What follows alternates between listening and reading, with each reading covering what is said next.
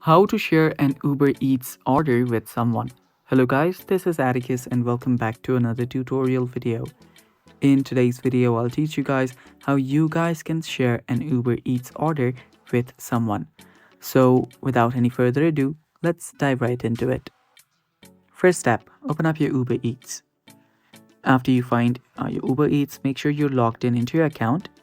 Now you can simply search for whatever you want to buy. So let's say I'll just tap on anything. Let's tap on this Burger King, and right here, after you open that up, you'll find delivery, pickup, and an option called group order. So tap on the group order option. After you tap on group order, you will need to invite people.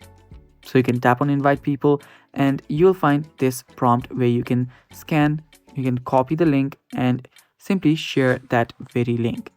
After you share that, whenever people simply go through the link, they will be added to the group and they can add orders to the add items to the order, and you can share the weight. And that's how you do it. Thanks for watching. Stay tuned for more, and bye bye.